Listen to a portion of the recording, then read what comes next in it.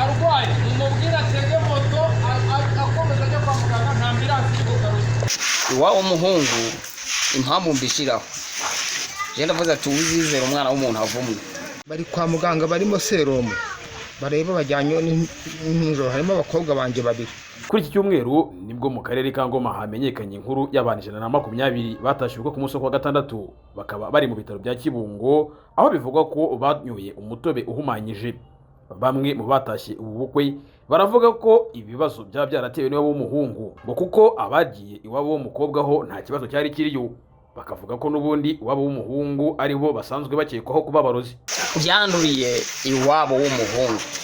Iwabo w'umuhungu impamvu mbishiraho je ndavuze ati uzizera umwana w'umuntu avumwe. Igituma bivuze nuko iwabo w'umuhungu w'umukobwa abagiyeyo mbere baranyweye baja kuri paruwasi ari bazima, nyuma yo kugaruka bazize iki nabo w'umuhungu. Icyo nicyo kintu cya mbere kuvuga turarobanuye abantu ngo ngiye gushiraho. Umwe ameze nabi, ameze nabi cyane. Ngo barajya Kibungo, bari kwa muganga barimo serumu bareba bajyanye n'injoro, harimo abakobwa banje babiri. Undi kwakira umwe ngo arashaka kwerugamo gake ariko ngo bamuha transfer ngo arajya Kibungo.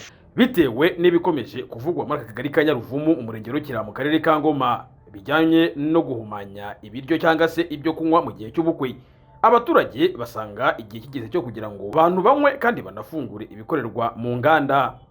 Ariko impamvu mvuga ngo ubukwe ntibwahagarara, ibyo bari kwanduza ni ibingibi twebwe twikorera. Ariko ubukwe nimba bagufunguriye soda ipfundikiye sire, nta wundi uzajya kuyipfundura, bazayipfundurira imbere yawe. Ahubwo twebwe ubukwe bwakomeza, noneho ibi byo kuvuga ngo barateka ibi biryo byarurwa barenga iyi mitobe y'insina benga nyine bakabizana bipfunduye baguhaye mu karitiro cyangwa mu bikombe, ibintu bijyanye n'ibintu by'ubushera, ibyo ngibyo ndumva ari byo byacika, ariko ubukwe bukajya bukoreshwa n'ibintu bipfundikiye gusa.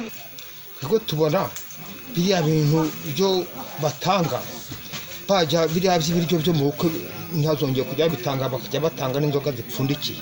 Cyabaga kera mu bukwe bwacu ko twabisanze na basokuru na basokuruza, habaga ubukwe tugakora inzoga za kinyarwanda zitaze neza, bugateka ibyo tukarya, ndetse n'abakaka bahotoye cyane ibiryo by'amasogi tukabirya byose ku gitoki. None ibingibi ngo ni amajyambere, cyangwa bajye bagira ubukwe bwabaye bajya ahantu bajye bazana biriya biryo bipfundikiye ari byo bajya batugaburira. Bamwe mu baturage bagaragaza ko hari umwe wo mu murenge wa Kazuba hasize ubuzima, ni mu gihe akarere ka Ngoma ko kagaragaza ko nta witabye Imana, ndetse ko bamwe bahawe ubutabazi bw'ibanze bagasubira mu miryango yabo.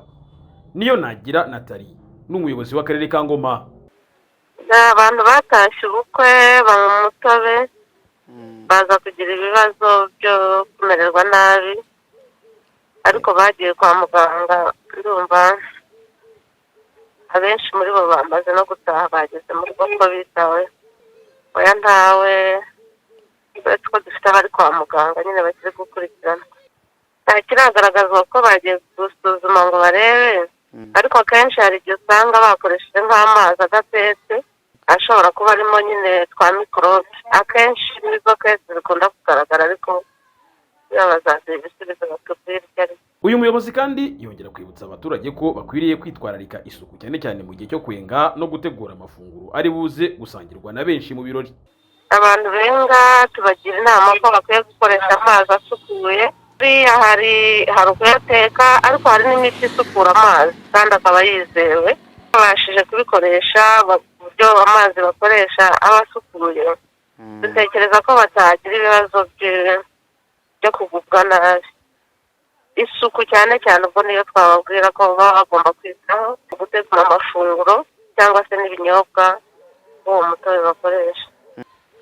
Ntaho bihuriye kubera ko urwo rugo ni urugo rw'abarokore, ntabwo bari bakoresheje inzoga, ahubwo ni umutobe usanzwe w'ibitoki. Igitekerezwaho ni uko baba barakoresheje amazi yanduye, ndetse nabo bakaba babyenga nabo ubwabo banduye cyangwa ahandi. Rero icyo basabwa ni ukunoza isuku.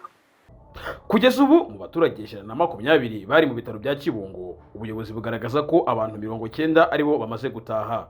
Ubu bakaba bari mu miryango yabo ndetse bakomeje n'akazi nk'uko bisanzwe. Leonce Nyirimana mu karere ka Ngoma.